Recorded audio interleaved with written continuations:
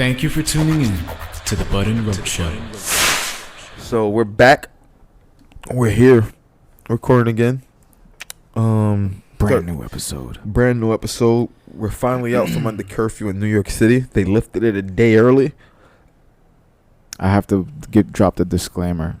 You might hear a baby crying in the background. You call it ambient sound. That's what it is. This whole time, it was the bunny. She didn't have the bunny, so she was Really what that was about. Out, bro. You hear it? Yeah, sounds like she saw it. But we're here and we're still covering the nationwide protest, and honestly, we could probably say the worldwide protest because of police brutality, but mainly triggered by the killing of George Floyd in Minneapolis. And one of the things that came with that were obviously the peaceful protests. We know the way peaceful protests usually devolve. Once you get militarized police on the street, you have these stormtroopers out there. You're talking bulletproof vests, head to toe tactical gear, riot masks, riot shields. Some of these guys, you know, I mean, you saw footage of it, man. Bro, this shit was like you've seen just pure brutality from these police responding to it was protest about police brutality. like with police brutality to the point where cops are being arrested for their actions that have been caught on film for assault. That you're going over the board. You have it. It was in, I feel like, Cleveland somewhere. A cop got arrested somewhere like a white shirt, like a sergeant, for like he was really swinging his like baton, trying to fuck. I think it was Philadelphia. That was it's a bunch of really trying to fuck somebody up. Stormtroopers. Fucking stormtroopers. Space cadets. Nah, space cadets are smarter than that, man. I'm sticking to stormtroopers because you don't understand the Star Wars like the way it goes. When you see what stormtroopers are for, and they are strictly only for the good of the Empire and to follow their orders blindly. Yeah, that's some Star Wars shit. Yeah, they're stormtroopers. But we've seen the videos and everything the way everything went. And it got to the point where in some neighborhoods, you had the gangs, the local, I don't want to say youth groups, but the local gangs. Youth groups? Nah, I'm not saying youth groups. I was being a dick. We're gonna say gangs. We're gonna say gangs or groups of people, large groups of men in similar colors were together in certain neighborhoods. We saw the video up in Dykeman. It got so bad. Because the Chicago shit happened first, but it got so bad, the situation in Dykeman up in the Heights, that it was trending on Twitter worldwide. Dykeman was trending on Twitter worldwide, and not because of a Fab song bigging up La Marina. So wait. What I heard was that gang members started trying to join the police in policing the people. Nah, it was kind of, but the police weren't out there. This is what happened. Now, Chicago, I want to come back to Dykeman in a second. Chicago happened first. They said Latin Kings in Chicago, the west side and the south side, those were, the more urban areas of Chicago. They said Latin Kings, when the looting and stuff started in Chicago, started saying, we're not going to let that happen in our neighborhood. And we're running down on people. I read the Twitters. People were saying how like Hispanic people were trying to pull them out of their cars, thought they were looting, like black people that live in the neighborhood. And it got so bad that a leader of the Latin Kings the next day was killed in a drive-by in Chicago. And they said it was gang related. So how many days ago was this? Because this was last week. This was sometime last week. Since then, what's today? Today is Monday. Yeah. This had to have been last week Monday. Today's Tuesday. Today's Tuesday. Fuck these days. Shit. Fucked up. Today's Tuesday. I can't believe I actually said it was Monday. Today's Tuesday. I thought today was Monday. You just didn't. I said it. So today's Tuesday. I'll say I probably read this definitely last week Tuesday or Monday. I want to lean towards Monday. I read this. Because the protest. What was the day I was here before last week? Before the curfew when I was Sunday. Was the first day of curfew, right? I thought you came here Monday. No, I came here. What was the day I had to get out of here on time? I thought that was Monday. That was Monday? So it was Monday. So it was Monday then. It was Monday then. It was Monday then. Like all this shit kind of seems like just one fucking It's just day, molded bro. together and trying to like decipher the days. It was like we had to live under a curfew in New York at 8 p.m. curfew Like, in I New had York to City. I had to sneak out of the building to smoke a cigarette. Like I bro. had to, no Ubers and nothing, bro. I told It's you like, the night I what the left here, fuck? that first night when I came here, when the curfew went from 11 p.m. because of all the looting and everything in the streets with the NYPD when they fucked up Fifth Ave, when they moved it from 11 p.m. to 8 p.m. When I told you, when I got home, I told the cabbie, I'm like, yo, get the fuck off the streets, bro. I handed him an extra 20 and said, yo, get off the streets, bro. I was like, yo, the way we came I was home. proud of you when you told me that Yeah. shit. I was like, yo, that's a generous ass person right there. That's Like, a man for the people. because he bro. was driving, the way he was driving like, yo, let me get one or two more fares. And He's trying to make his money. I know you still have to split that with Uber or Lyft. So here I'm reaching in my pockets, I'm giving you 20. Take this, bro. Get home safe. Get off the streets. I told you when Probably saved his life. maybe I don't want to say all that, but who knows? Who But the fuck knows? who knows? But I told you that night. I called you that night. No, the next night I called you. I'm sitting there. I'm playing Call of Duty. I have my fucking headphones on so I can hear like everything going on in like surround sound and not have my TV really loud and waking everyone up in my house. And I can hear people coming down, and I'm like hearing a commotion. I'm like, what is this? I pull my headphones up, and I can hear in the distance like a crowd. They're not on Wilson. They're not on Grove, but it sounds like they may be on Central. So I called. That was when I left you the voicemail and said, yo, I hear them there in Bushwick. It's crazy. And then I hit Danny and Emily because I'm like, all right, they're close to the Central. Maybe they heard or saw more. And they're like, we heard something, but we didn't see anything. So I'm like, all right. I'm like, yo, as I'm trying to figure out, looking out my window, trying to decipher which way they're coming from, they come down fucking Linden behind me. And then I hear my cousin, we've had to whistle since we were young. Yeah. I hear him. He had to have known I was in the window and knew I'd be looking. He's like, yo, you see this? I was like, no. I was like, I'm about to come down right now. I was like, yo, come open your back door. He's like, nah, stay in the house. Stay in the house. There's a lot of cops out here. I'm like, I'm 33 years old, God damn it. Yo, I was already knocked out while all this shit was happening. So I saw all the messages and shit the next morning. The first thing that I saw was the video that my mom sent me from her window. They came Linden and down that way. And I saw that shit. I was like, yo, that is too close for comfort, bro. But it's Because been too if close shit- for comfort If throughout shit would have really went down there, like the way shit's been going down, like you see on the news and all that shit, if shit really would have like popped off in front of 116, bro. Here's the thing, though. And here's the thing I told my mom. And why, our door's a little fucked up, but I feel better about our situation in our building, is those magnetic locks. If you don't have a key and know that code, and that keypad's busted, those magnetic locks aren't budging. That's like 3 tons of pressure. That's like 6,000 pounds of pressure on those locks.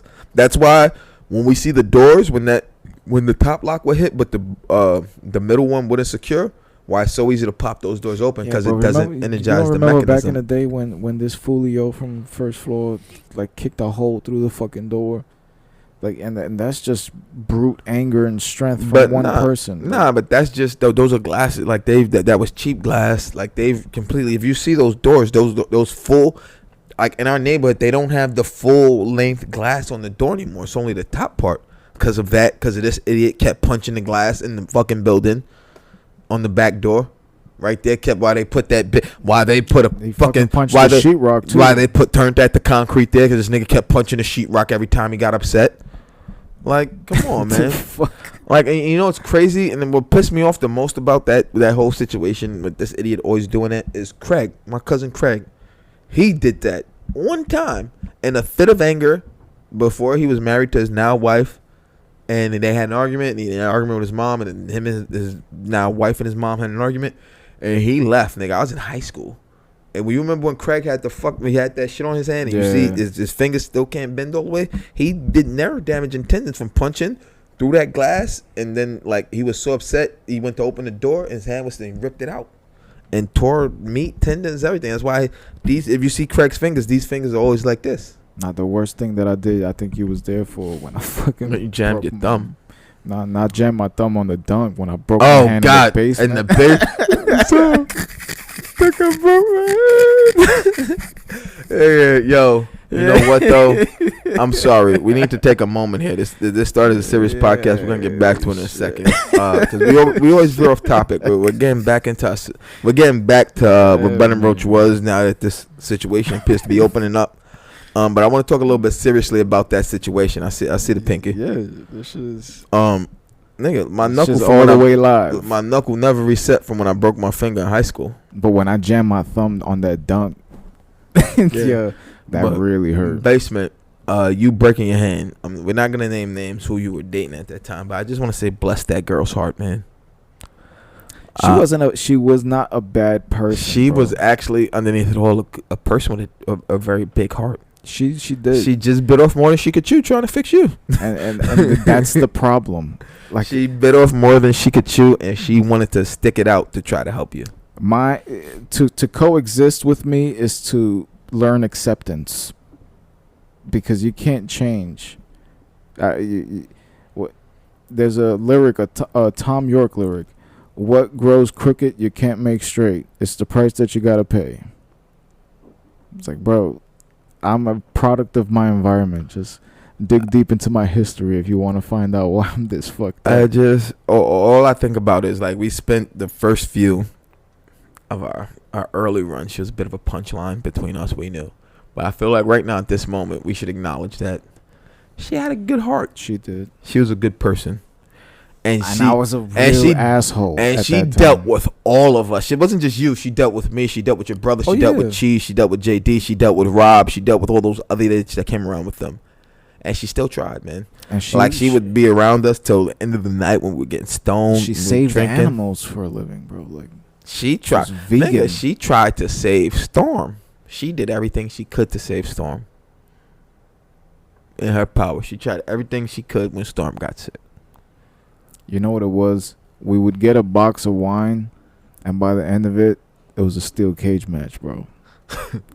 Yeah, I remember we used to do the jugs of sangria every time. But I think we should admit she was a good person with a great heart. But now back to what this podcast started about, because you bring up the punch in the wall, the whole thing, this whole situation, man. Dykeman. But you know, I punched the wall that day for a reason. I mean, you were drunk. I was drunk, but bro, like, I remember. No, you caught the end of it. I caught the end of it because I didn't go to Sunday night screenings that night. I had worked the night before. This was an all night thing. Like, I had worked the night before, and I didn't get bud. And I'm like, yo, I know this dude's there. He always has bud. I'm not gonna get there. Yo, you have right to get bud, and let me know when you're coming home. I'll come meet you at your crib to pick it up. You hit me like, yeah. I'm like, just let me know you're in the way. I'll meet you in front of the crib. Once I saw you, and you didn't. You know what's crazy? Once I saw you didn't even come from the other, you didn't come up the block, that you came around this way. I knew something didn't make sense. Why would you come this way around through Central when you just come up Myrtle and this way? Once I saw you coming that way and shit, I was like, what the fuck is going on here? Bro, once I saw you turn a corner and her turn, I'm like, what the fuck is going on? We got into it on the train. It was just, it's stupid shit. And then it was always like, everything was always the last thing. I'm leaving. That's it. I said, listen, if you telling me you leaving, you're going to come to my house and you're going to take every fucking thing that you have in my crib and you're going to get the fuck out of my house. I remember you almost ripped the TV down on your foot trying to rip the fucking weed from behind it. Yo. And that's why I broke my hand. I just wanted to clarify that. Oh, I remember. And even worse was my fucking keys was hanging there. Yeah, you hit the keys. And the keys. I just remember this thing. I think I broke my hand. God damn, nigga. Now I can't even. What was that? Cheap whiskey on top of the fucking we fridge? drank that whole bottle of cheap ass whiskey. I wanted to go home and get high, and I drank this cheap ass whiskey with you two. And she stayed. She did not move. Like, when I got the ice out, I'm telling you to put this on your hand, don't move. And she took the ice and sat there with the ice on your hand, bro. That's the type of heart she had. And I think we should acknowledge that, man. Obviously, though, but let's get back to this podcast. Dykeman. You know what's crazy, though? Didn't she live in the Heights? Yeah. That's wild. So there's our segue. By Dykeman. She lived right there. So there's our segue. That's funny. It's seeing what I saw. Funny. That's fucking crazy. See, there we go. Because when I got kicked out, you told me that when what's her name text you, or we're not gonna name names, but you know who texted you. Who has she gotten the point? What happened was, Yo, this podcast goes so far off topic. It's bro. funny though. It's good. What happened was I got there drunk and I just put my phone down and I went to sleep. And for like 2-3 hours, she knew the code to my phone. She went through everything. She started writing down, text messages, times, and all that shit. And she woke me up by throwing the phone at my face and shit. Bah! It's like 3:00 in the morning. She said, "Get the fuck out of my house." So I started laughing because I already knew. I was like, "Fuck, man!" Like, but that's the thing too, man. Like I've never. The only time I put a lock on my phone is if I set my phone down to charge it while I'm at work. That's the only time I put a screen lock on my phone. I never there's been times, like I've left it sitting right next to my girl. Like there's nothing on my phone I need to hide. Like you can go through everything. You'll see the DMs I get. I mean, I'm not gonna sit here and say I don't like other people DM me. I'm talking DMs. People know I have a girlfriend. People, every woman I've dated will say the same thing, and every woman knows when I'm in a relationship, that's the only person that matters. I don't care what we ever had, what was before, what happened. Before I wouldn't have cheated on you, so I'm not gonna cheat on her. That's the way I am. That's the way I am as a man. You know what? You are. I'm not gonna say a rare breed because I'm sure there's a lot of people that. But my lifestyle is crazy. You already know. I know, man. Like everybody, like I tell people, like people say that, like, yo, there's guys I work with that are older than me at work who have seen and know the shit going on. And when I say, hey, I've had my dad as an example my whole life, and he's never stepped out on my mom. And B, I'm in a happy relationship. I have guys much older than me, like my homie. We call him the Deacon. I'm not gonna say his name, but we call him the Deacon, or my brother calls him Pimpin', because the nigga always got fly suits, but he looks like suits you would expect a black pastor to wear to church. And he, like when we were talking about it, he's like, you know what though, you're a better man than me, little homie. He's like, you're better than me, little bro. He's like, I struggle with it still at my age. Like I struggle. He's like, yo, it's like I don't know, maybe I will one day, but right now, I mean, I've seen. And I know that this is happiness, and I know that it won't take a lot to fuck that up. And a lot of people, That's why I also consider myself very blessed, because that you fucked up a lot in this situation. I did a lot, and it was doing the do. It's like you can't be stone cold unless. You work your way through King of the Ring first before you cut the hottest promo, before you sell all the merch. You gotta pave the way. And this shit, trust me, this shit was a difficult time, bro. I mean, but you two love each other. But now, I mean, it's like, you have a child, you were married. You know what it is though? A lot of people, and it's not my place to talk about it, but a lot of people don't know what their parents really went through. A lot of people don't know how many times their parents came close to calling it quits. And a lot of people, especially in this generation, still talking to their exes, still DMing. Women are married and they just post these like thirst trap photos. Like there's so much more out there that can damage a relationship, and people don't want to acknowledge it. They think, oh, it's part of today's life, live with it. No, man, if you want a happy, functioning relationship in life, hey, you have to invest this compromise. Like I know, as far as I complain about it and I don't want it, at some point I am gonna have to go back to hanging around my girlfriend's friends. It's been a nice little stretch. I haven't had to see them, but I know at some point I am going to have to, and I'm going to need to be high as fuck to get through it. But I know at some point the compromise is gonna have to be, we have to go see my friends as a couple. We have to have my friends as a couple. Like my friends, when it comes to my friends, and we'll separate it. My friends, her friends, is my friends are all married with kids. I'm the only one. You talking to the guy right here, you bro. talking, but all my friends, I'm talking you. I'm talking Falco, cousin Aunt Louie, fucking, you know what I'm saying? Vela, he adopted a teenager. You know what I'm saying? My core group of closest friends, my brother's a fucking dad. T's a dad. My core group of friends are all married or have kids, or married and have kids. And for us to get together, we have to plan it out in advance. Like we have to talk about like a week, 2 weeks in advance. Like, yo, we have to talk to yo, I'm off this day. You guys off? Can you get this day off? What you doing that day? They're like, guys, you know my schedule. Like, if you guys want to do something like before this, now I have more time. But you see how hectic it gets. Yeah, I see how crazy it gets, but it takes the time and commitment, and a lot of people don't understand that. Because I see it from my side. Now I know my friends, they all work jobs, their wives work jobs. It's not easy to do, and a lot of people who get into this, and I feel like a lot of people only want to get married for the photo op of it nowadays. The big lavish party, the reception, having the DJ, the photo booth, the nice images. A lot of these people don't really want to be married, I feel.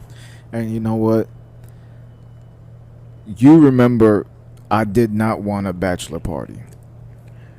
I was very vocal about that shit. Yeah, I stressed upon your brother that you did not want to. I was like, yo, he doesn't want a stripper. He doesn't want a bachelor party.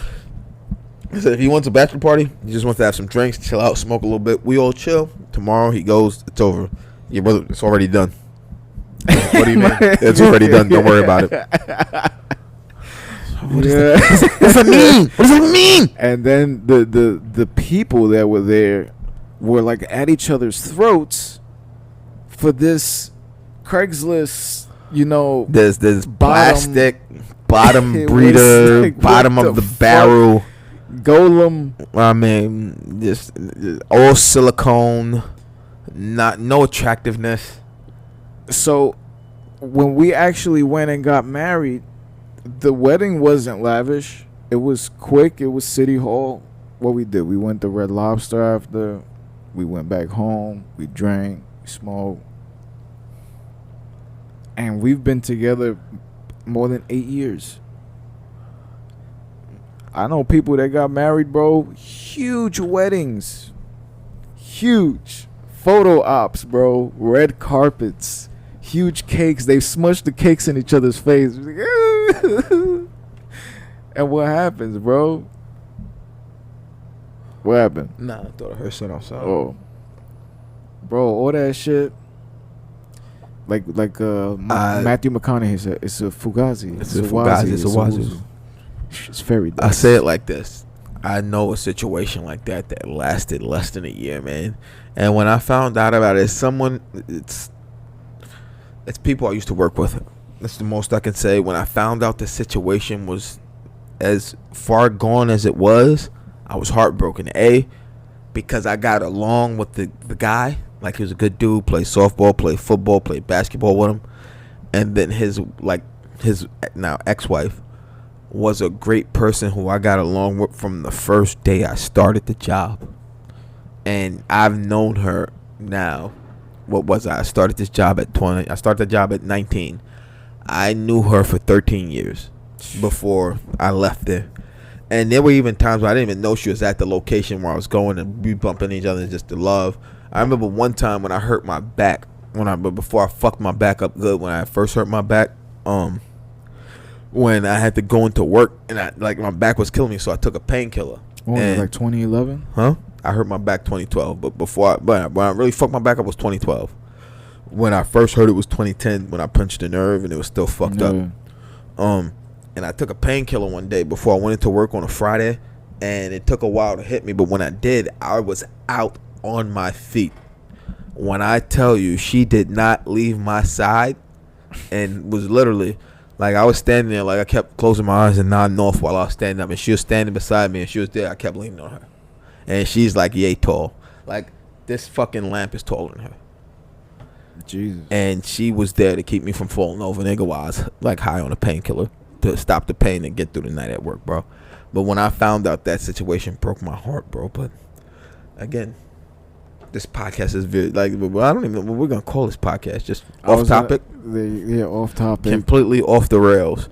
But I wanna come back to the Dykeman situation because I said that like 3 times. You know what this is though? Over there. Plus this. Plus that. You feel it. Bro, I didn't want to say it. It's a nice feeling. We veered off topic. We're gonna have to deal with another one that's gonna go way off the rails. Coast to coast right now, bro. Space Ghost. But let me get through this.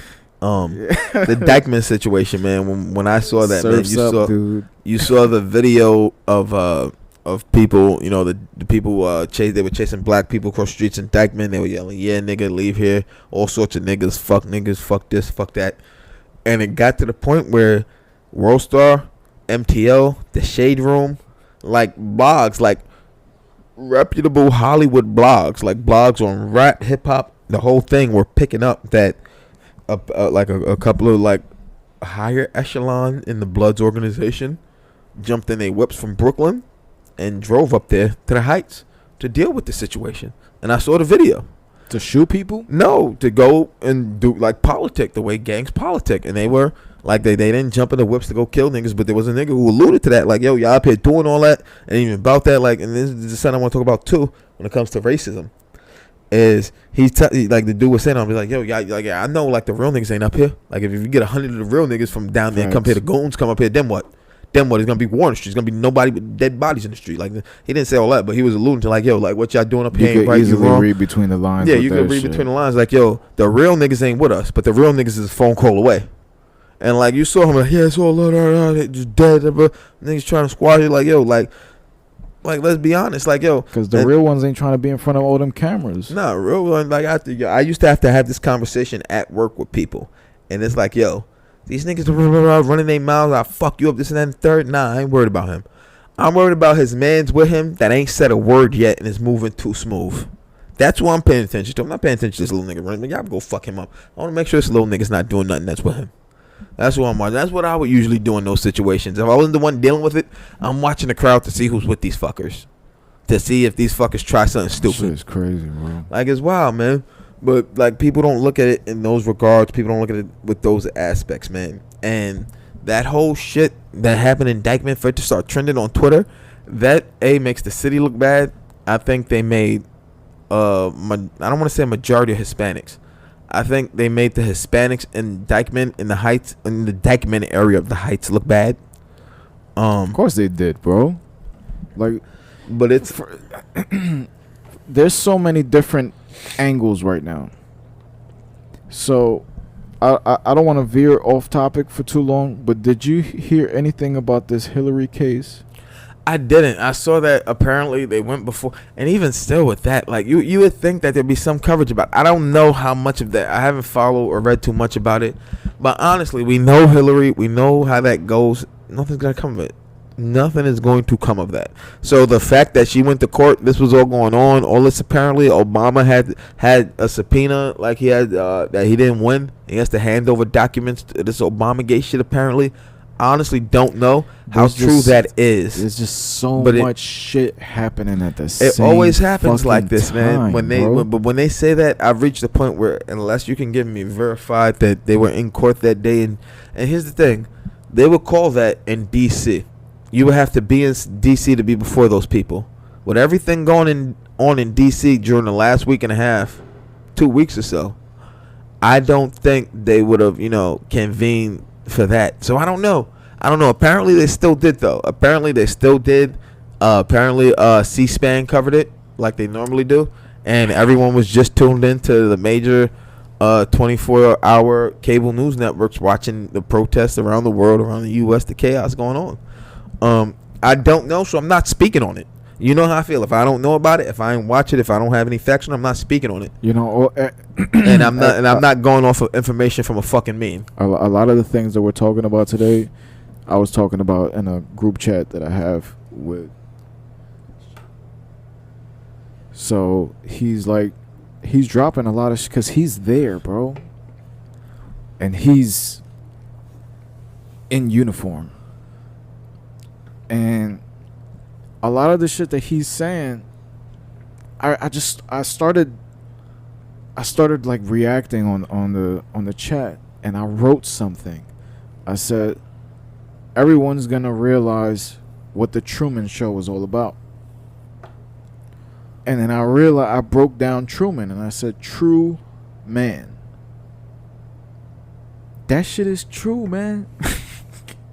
This whole shit is a fucking stage, bro. It's a performance. Honestly, right now, what's going on in the world, you can look at it like that. What's going on in the world ain't a performance.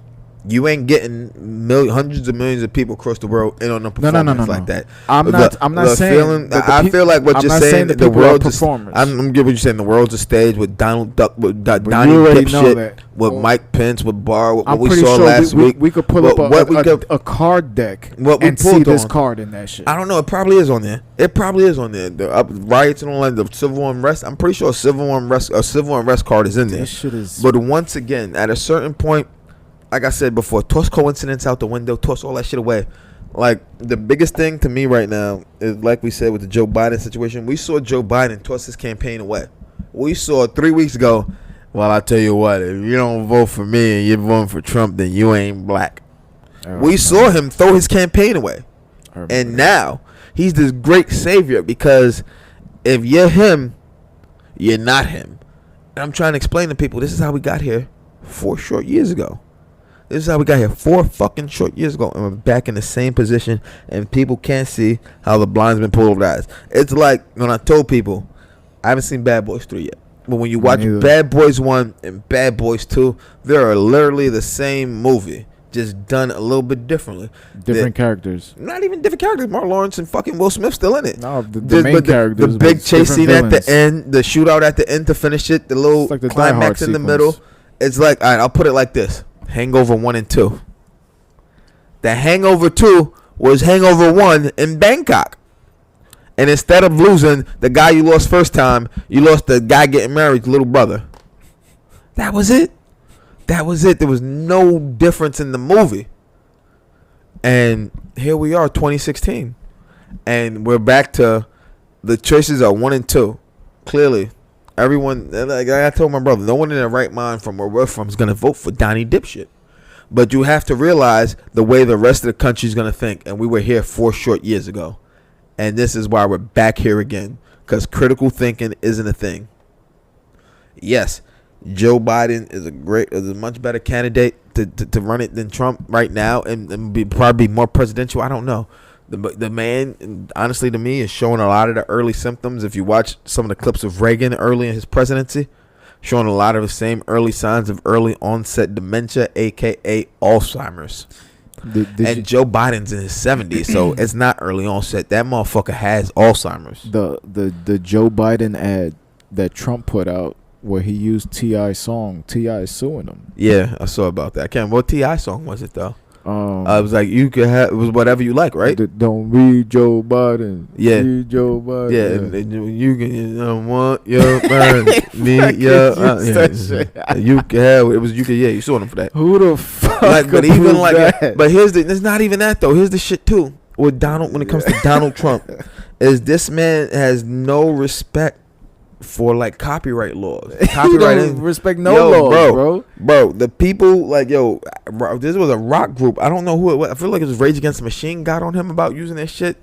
A few groups, like we don't want our music associated with you at our rallies. Stop playing it. Like they've had to send them cease and desist. Like it's crazy, man. But it's just he really believes he's the most like powerful person in the world. He does, and you know what it is. He has enablers around him not telling him the truth. Like, the shit he's saying, the domination.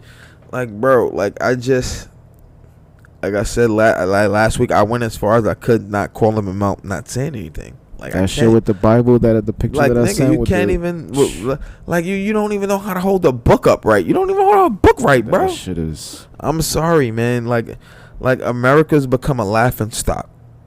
And we're not going to stop being laughing stock for a while because we allowed 4 years of this man to the world as a representation of us. The situation in Dykeman, once again, back to this. I want to say one thing because we veer all over the place. Yeah. We had some substances tonight. We've been a little bit all over. But I want to say this about the situation in Dykeman, and this is something we spoke about. The only reason you speak Spanish and not American is because it was a different stop on the boat. When it comes to that whole situation that I tell people, I tell them when it comes to that Dykeman situation, just look at this. With the island, what do they call it? Hispaniola? Mm-hmm. That island? Dominican Republic and Haiti.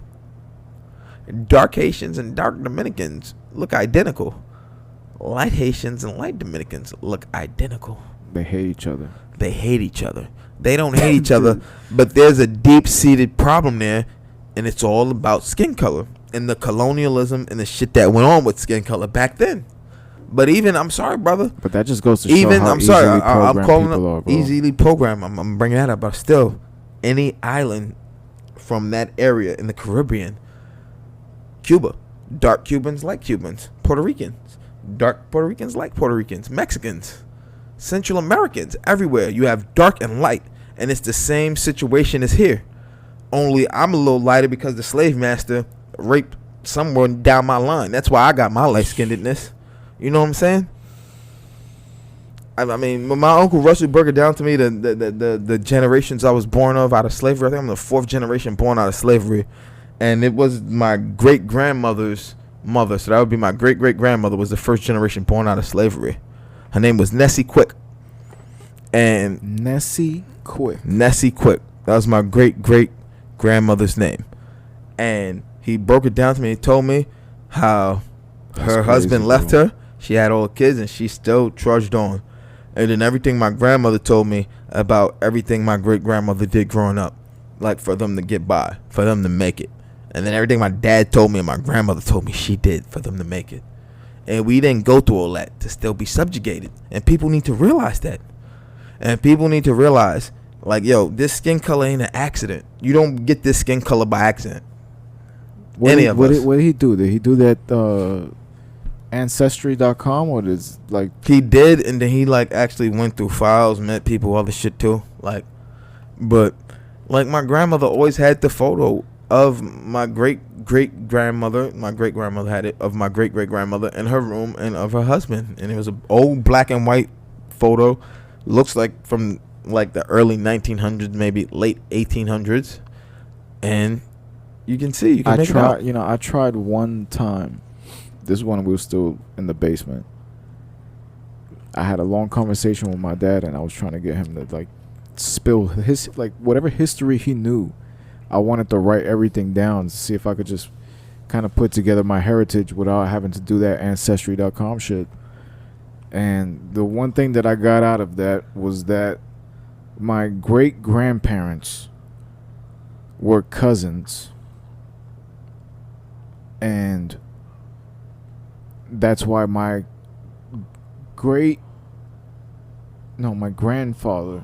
his name was Alejandro Montañez, because in Puerto Rico you take both names, and they both had the same name. Yeah, and I mean it's weird, man, but I think that there's a generation, more than generations, that are either willfully ignorant or blindly ignorant of the reason they have this skin tone, and think crazy. That the reason I have the skin tone is different from them, and it's not, bro. We're from the same place.